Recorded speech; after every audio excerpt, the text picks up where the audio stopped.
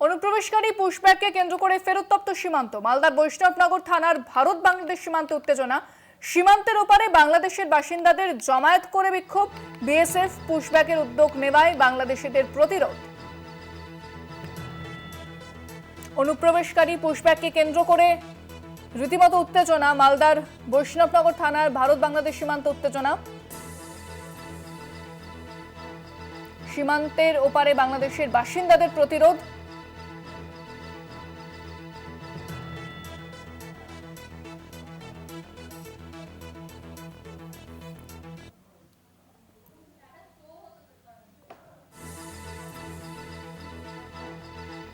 ফোনে রয়েছেন প্রতিনিধি পরিতোষ সরকার। পরিতোষ, কি পরিস্থিতি? একদমই ইন্দ্রাণী, তোমাকে বলে রাখবো, মালদার যে ভারত বাংলাদেশ সীমান্তবর্তী এলাকা রয়েছে, বৈষ্ণবনগরের যে সীমান্তবর্তী এলাকা সুখদেবপুর, সেই এলাকায় এখনো উত্তপ্ত পরিস্থিতি রয়েছে। যেটা জানা যাচ্ছে, পুশব্যাককে কেন্দ্র করে উত্তপ্ত পরিস্থিতি হয়ে উঠেছে। যে গোটা ঘটনায় শনিবার ভোর রাত থেকে এই ধরনের উত্তেজনা ছড়িয়ে পড়েছে। যে পরিস্থিতিতে বাংলাদেশ সীমান্ত যে এলাকা, সেই এলাকায় বহু বাংলাদেশিরা ইতিমধ্যে জমায়েত করে রয়েছে, সেই জমায়েত লক্ষ্য করা যাচ্ছে। এমনকি এই পরিস্থিতিতে সীমান্ত রক্ষী বাহিনী, ভারতের যে বিএসএফ এবং তার পাশাপাশি বিজেপিও ওপারে রয়েছে, এবং এই গোটা পরিস্থিতিতে কোনোভাবেই যাতে উত্তেজনা আরো খারাপ জায়গায় না যায় সেদিকে লক্ষ্য রেখে তৎপরতা রয়েছে।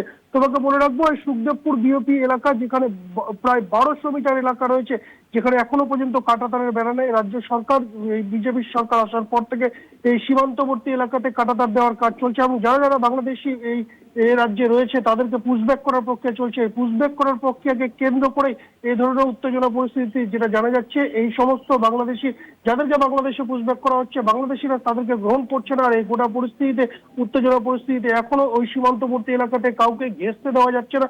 ইতিমধ্যে পুলিশ প্রশাসন, বিএসএফ এর কর্তারা মোতায়েন রয়েছে গোটা এলাকা জুড়ে। অন্যদিকে ওপারের যে সীমান্ত এলাকা, সেই এলাকাতে বিজেপি এবং বহু সংখ্যক বাংলাদেশিদের জমায়েত লক্ষ্য করা যাচ্ছে। ক্রমশ এই উত্তপ্ত পরিস্থিতি নিয়ে প্রশাসন আরো কি পদক্ষেপ নেই, সীমান্ত রক্ষী বাহিনীরা আরো কি পদক্ষেপ নেই, সেদিকে তাকিয়ে রয়েছে গোটা এলাকার মানুষ এবং স্থানীয় বাসিন্দারা। যেটা জানাচ্ছেন, এই সীমান্তবর্তী এলাকা দিয়ে বিগত দিনে বহু বাংলাদেশি এই ভারতের অংশে এ রাজ্যে প্রবেশ করেছিল, অবৈধভাবে তারা থাকছিল, কিন্তু এই রাজ্যের সরকার আসার পর তাদেরকে যে পুশব্যাক প্রক্রিয়া, আর এই পুশব্যাক প্রক্রিয়াকে কেন্দ্র করে এই ধরনের উত্তেজনা পরিস্থিতি ইন্দ্রাণী। তবে এই পরিস্থিতি সামাল দিতে যথারীতি নজরদারি চালাচ্ছে বিএসএফ। ধন্যবাদ পরিতোষ।